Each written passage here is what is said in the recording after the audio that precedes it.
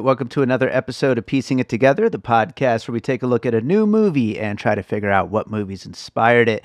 And today on the show, we've got Eric Langberg returning to the show to talk about Emilia Pérez. This is a wild one to get into.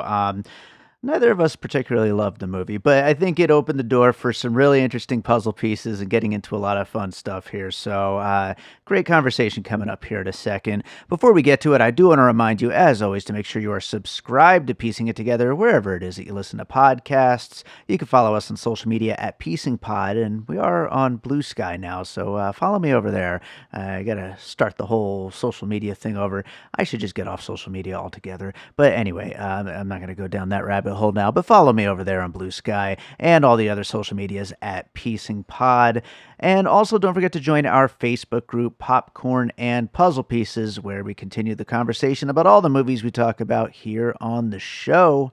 And with that said, let's get into Emilia Pérez. All right, this should be a weird one. We're going to talk about Emilia Pérez. Joining me, we've got Eric Langberg returning to the podcast. How's it going, Eric? I'm great. How are you?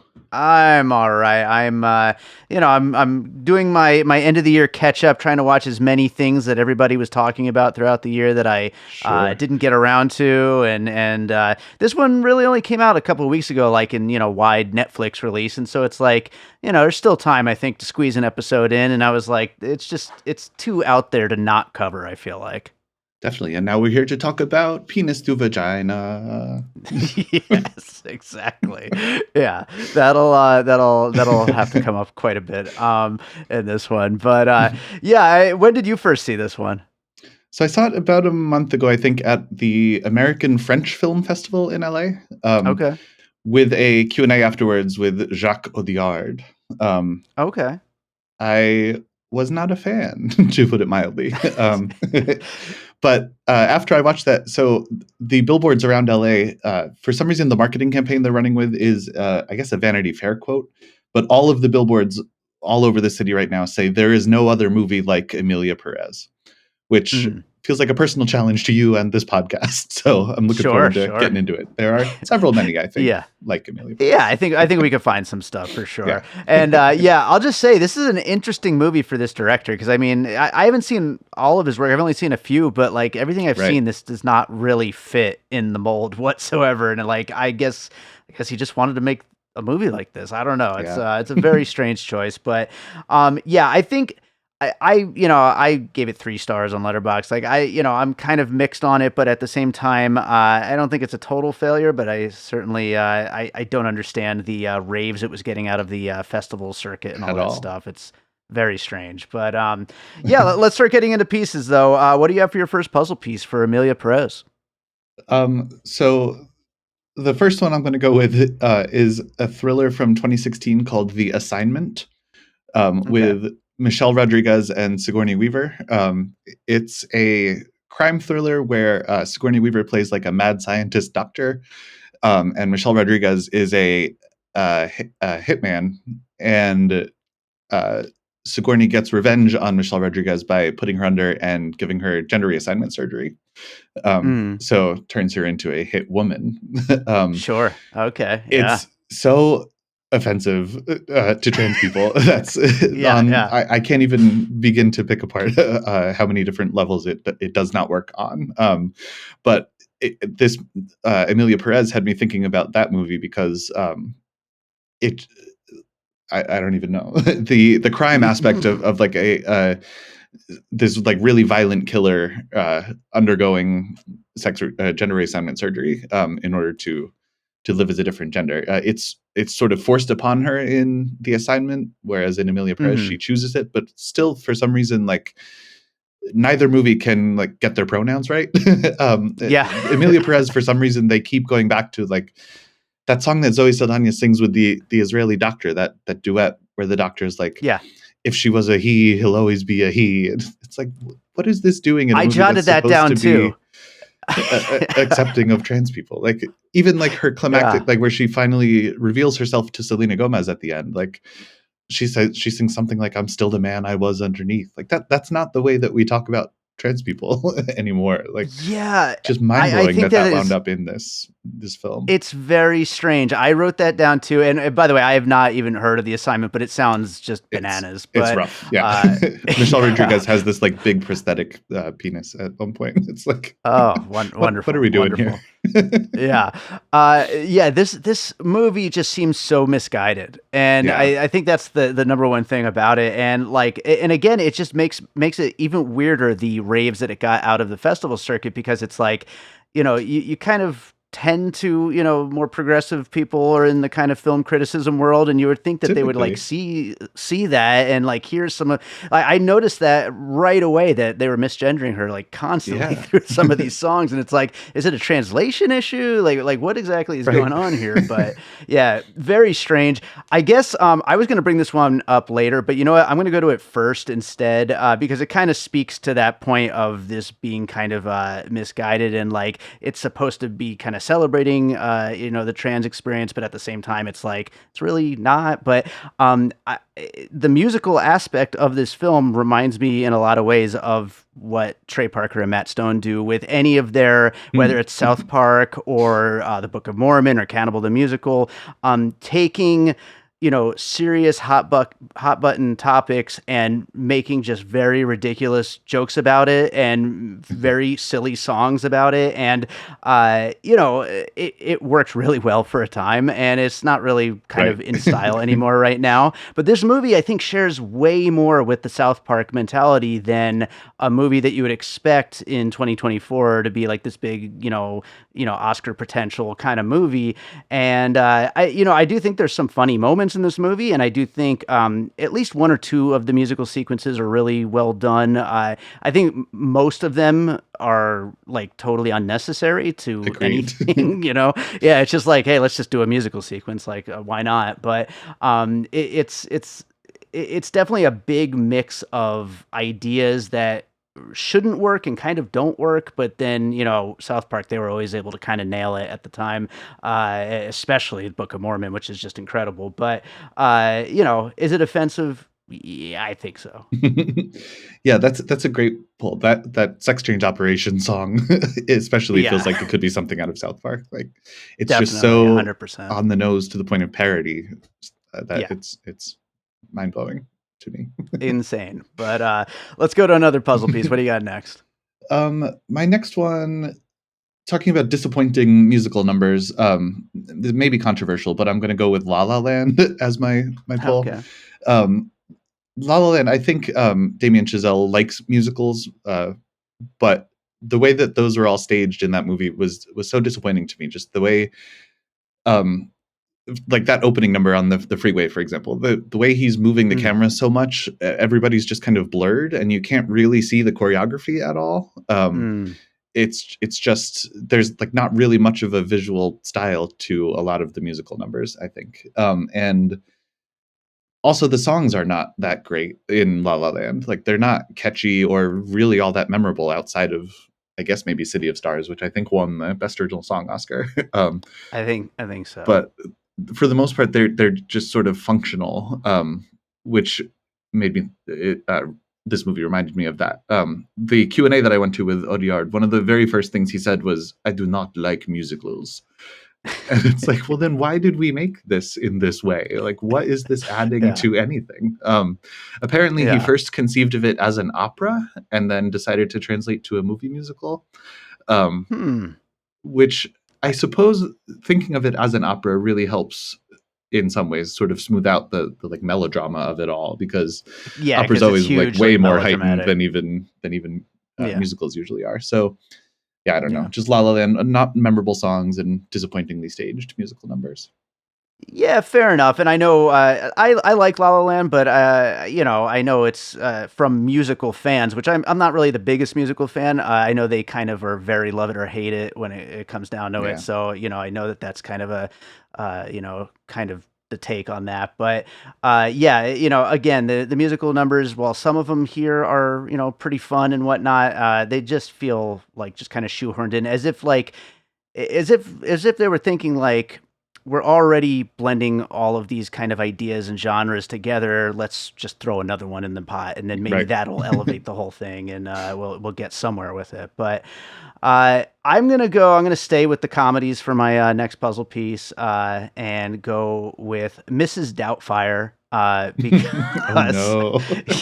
yeah, I mean, Robin Williams, he is of course not trans, but is dressing like this woman to come and stay with his kids Yeah. basically. And this drug lord, once he has gone through with the whole transition, doesn't want to be away from her kids anymore, and moves back in, and it turns into all kinds of zaniness. I mean, it gets very dark too, but there is certainly though some aspect of that, and much more serious movie at times anyway here. But Mrs. Doubtfire is just a purely just silly fun movie for its era. But it's kind of hard to not even look at that as a connection there, I feel like.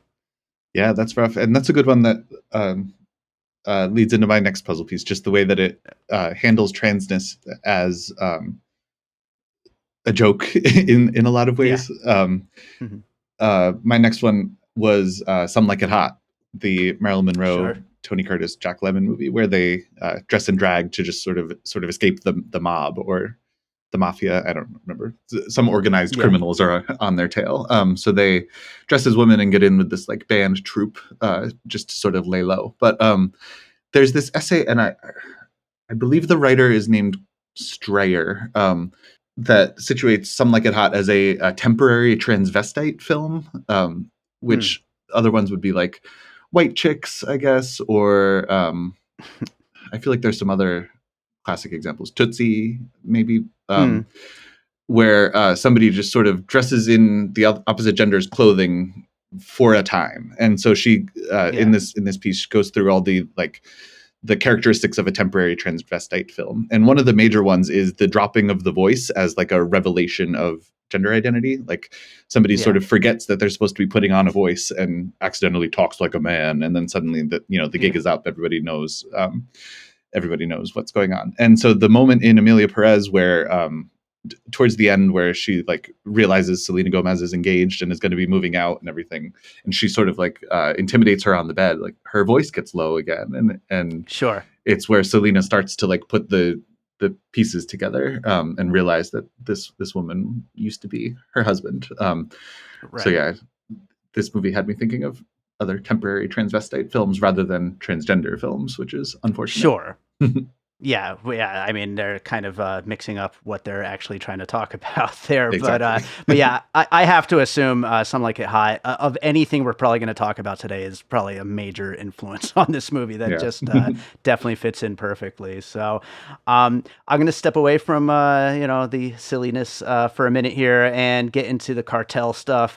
I'm going to also go to TV for a moment and talk about Better Call Saul, the Breaking Bad Oh, spinoff, where Jimmy, he gets in with the cartel and ends up having to do one job for them, but one job, of course, leads to another, which leads to another, and there's just no getting out. There's no ever fully repaying the debt. There's no ever actually getting out. Once you've done the one thing, you're indebted, and you just have to keep doing every single little thing that comes up. And that really is Zoe Saldana's entire, her journey here is that she's never able to get out, yeah. basically, and she really only lucks out by the end, but she just has to, keep going with it. Yeah, that is one of the only scenes I really kind of liked in this movie, whereas the like time jump forward where she's now like a successful lawyer living in London, whatever, and then realizes she's been sat next to Emilia at a dinner party. I Yeah. liked that kind of tension of like, why is she here? Is she about to,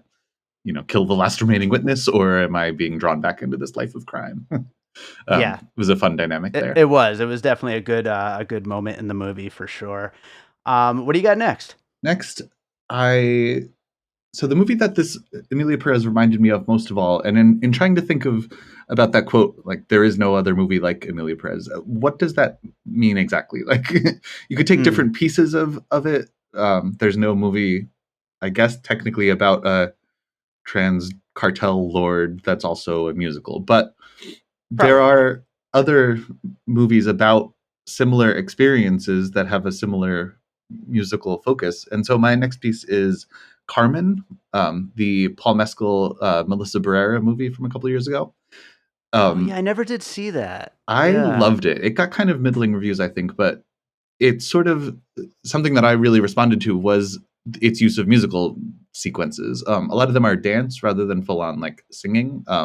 Hmm. But it's a similar kind of weird dream space to Emilia Pérez, where like for the most part the movie looks like realist, like it's a stark uh, immigration drama of Melissa Barrera's Carmen trying to get over the border into the U.S. and Paul Mescal kind of helps her along. But the musical numbers are, it's about borders and about crossing borders, which I guess Emilia Perez sort of is too, right? Crossing the border of gender. Sure. Sure. And so in that permeability of a border space, they find these like dreamy environments that they have these like really, I thought, stunning, like evocative dance sequences through. So it made me think of the way that movie uses musical numbers, but also Benjamin Millepied, the director of that, is also a Frenchman, like Audiard, and is telling a story about a culture that's not his own. Using it's Carmen the opera, but transposed Mhm. onto a U.S. Mexico relations. And so Audiard, I think, in several interviews has said like he didn't really do much research into Mexico. He said he felt he knew all he needed to know before he wrote this. He doesn't Mhm. actually even speak Spanish, so he wrote it all in French and had it translated. And so there's a weird like crossing of cultural borders thing happening in Emilia Perez Yeah. of somebody telling a story that is not really theirs to tell and didn't really seem to have taken much care in doing it sensitively. Whereas I thought Yeah. Carmen was a Yeah. much better version of that. I thought Melissa Barrera's performance was better than well anybody in this movie. Mm. And Paul Mescal can't go wrong. It's just better acted, better filmed. It looks fantastic, I thought. And so yeah, Carmen, highly recommend. Yeah, that is a movie that, kind of like Emilia Perez, I feel like got a lot of hype out of, the festivals, and then once it came out, kind of got those middling reviews, and then just kind of went away after that. But that was definitely one that I was hoping to get to that year, and I just never got around to it. I'll have to watch that one of these days. But yeah, I mean, this definitely does feel like a movie that there's no clear reason for wanting to make it, Right. and wanting to make it in the way that it's made. I also read that Selena Gomez had to take like 6 months of Spanish lessons in order to be able to do Right. this role, which that's Yeah, really there was a lot interesting. of Yeah, discourse when it dropped on Netflix about her accent, which I think works yeah, for the character, right? Because she's supposed to be American, sort of out of her depth yeah, in Mexico. But yeah, yeah. yeah. People were saying she seems like she was pronouncing her lines like phonetically rather than actually understanding them. Which, I don't Nice. speak Spanish. I can't really judge that for myself, but that's, Yeah, yeah, yeah. woof. Well, I will go. Actually, I'll go to another French director and go with Titane from a few years ago. Mm, Which there is some aspects story wise that you could probably connect, but I was mainly thinking about just the way the whole film looks. Really, it's yeah, got this mix of just griminess that's shot like incredibly slick. And between the cinematography and the lighting, a lot of the moments and a lot of the scenes they look very similar to the way that things are shot in that film. I noticed anytime they were having like one of their cartel get-togethers or anything like that, everything looked a lot like the place in Titem where the car scene happens. Everybody always talks about, but sure. everything kind of has that kind of a shine and that kind of a glisten to it and everything like that. Even though it's all kind of really down and dirty and everything the whole time. So I think there's plenty of ways that these two movies could connect, but that was the main reason I wanted to bring it up here. I like that. Yeah, I also read that they didn't shoot any of Emilia Perez in Mexico. It was all shot in France, like on Hmm. sound stages and sets. So I feel like Titan was similar. Like a lot of those environments were, controlled studio backlots rather than Yeah. on location stuff. So yeah, I definitely see that. That actually makes this movie even funnier, just thinking of a bunch of French people trying to recreate Right. Mexico. Like, Exactly. Like what that's, again? What are we doing here? Like, That's just wild. What do you got for another puzzle piece? So my last one, I think, if we're talking about there's no other movie like Emilia Perez, if we want to talk about trans musicals, I don't know if you can do that without bringing up Hedwig and the Angry Inch. Um, Okay, yeah. and that is a musical that wasn't made by a trans person, but is much better at understanding the story it's telling. I think it's about a trans rocker whose surgery was kind of botched, leaving her with an angry inch. And so Yeah. the musical is about her just sort of going through life as this like discontented trans singer. And yeah, a lot of the musical numbers have so much more energy and life to them than the ones that Emilia Perez do. It's just a much better story overall, I think.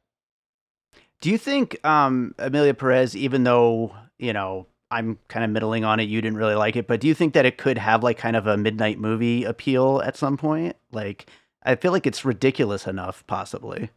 Some of the bits, but I feel like a lot of the stuff that stitches it all together is just too boring for that. Like, Yeah. once we Yeah. get to that sex change operation song, maybe, or yeah, I don't know, not even. There's just not much to latch onto. I guess that's Selena Gomez Yeah. number with where she's like writhing around the bed, but yeah, I Yeah, don't that could know. work, I guess. Well, I'll go with my last one, and I mentioned it in my letterbox review.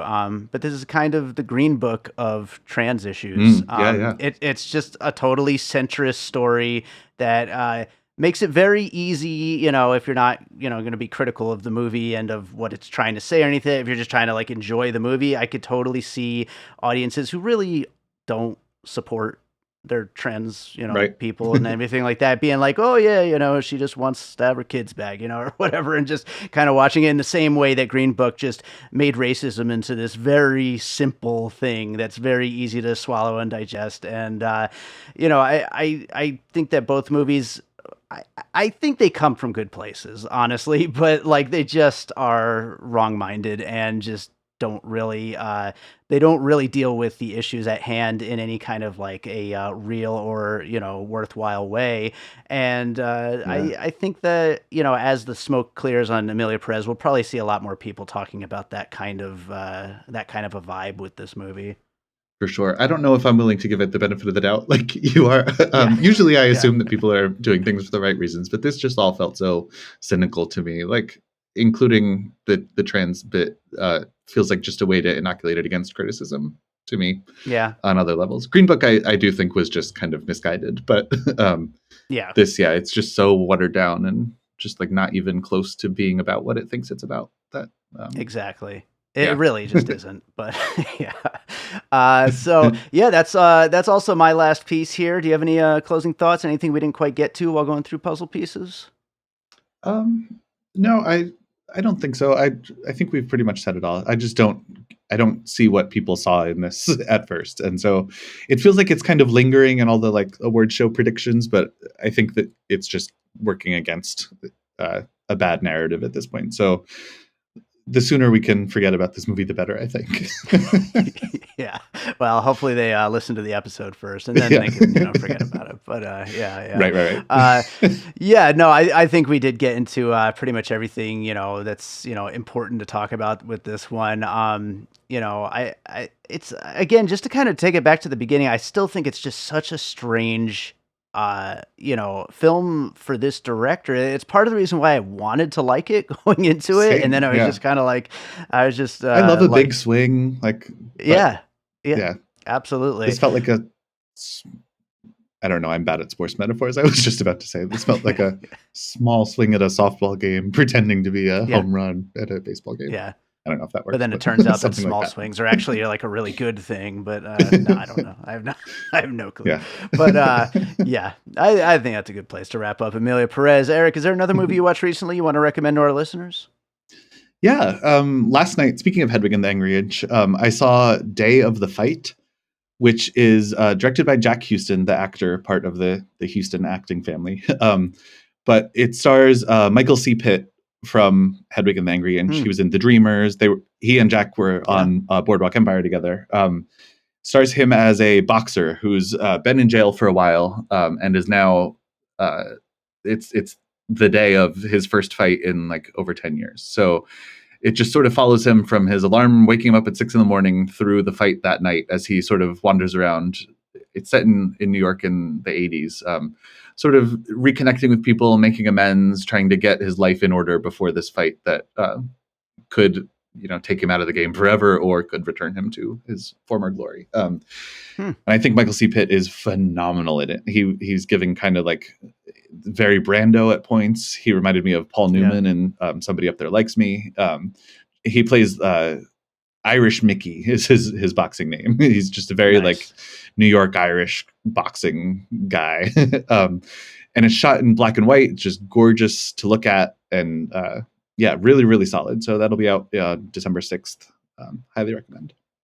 Wow, I didn't even hear about this. It was at Venice last year and got good reviews, but just struggled to find distribution for a full year. So I think it'll be a smaller release in December, but I definitely recommend seeking it out if you can near you. It's just gorgeous stuff. I love Michael C. Pitt. And is this Jack Huston's directorial debut? Or it is, yes.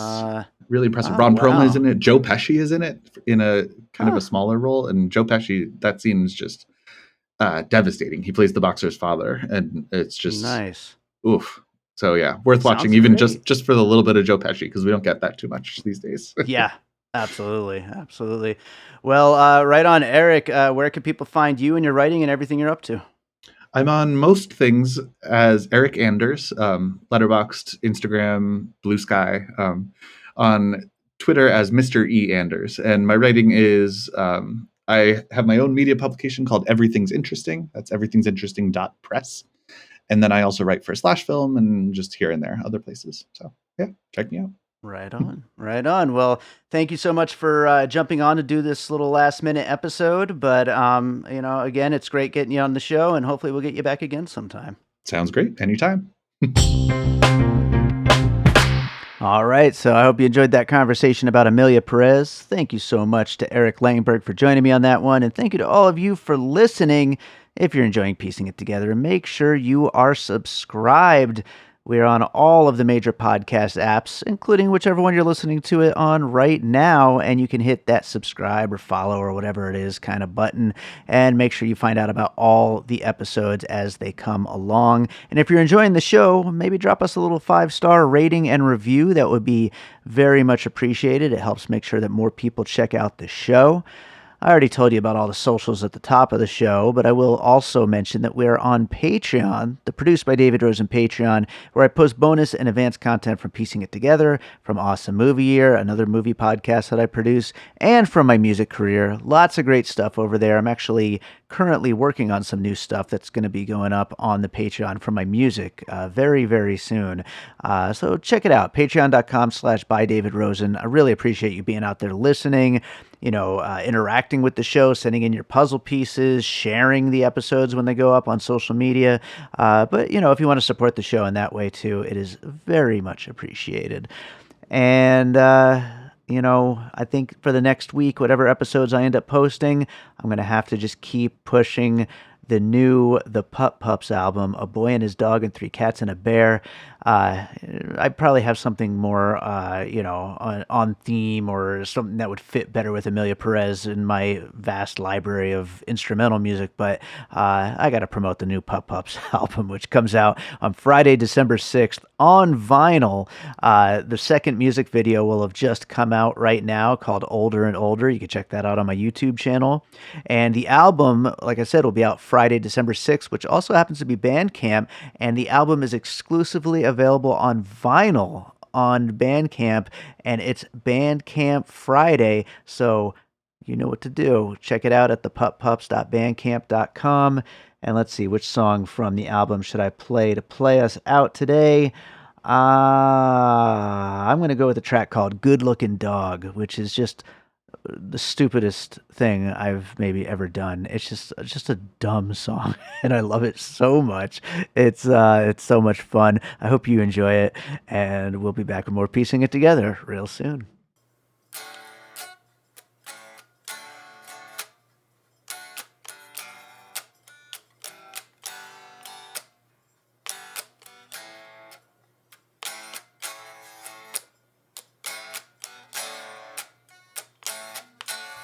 2, 3, 4. Well, you know, the other day, I was out. I saw this dog.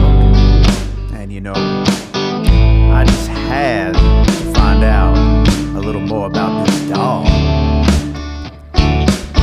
You got a good looking dog.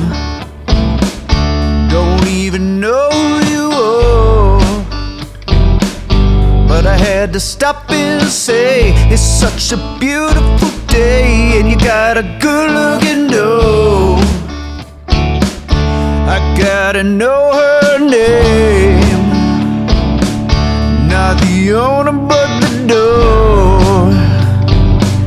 Oh yeah, you seem real nice, but you know I got a wife, and you got a good looking dog. Just on an afternoon stroll, walking in the park,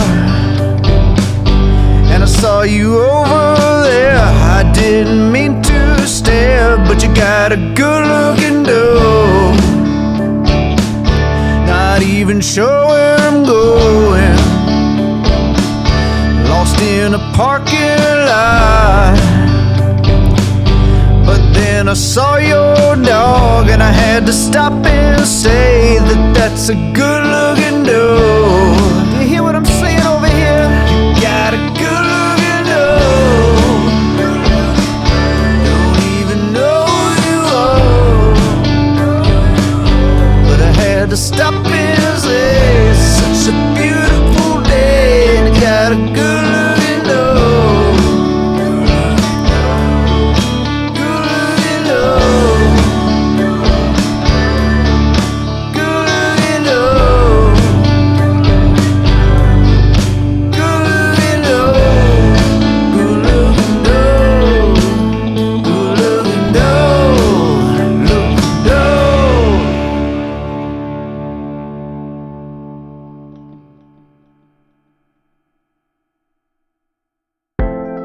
An All Points West production, produced by David Rosen in Las Vegas.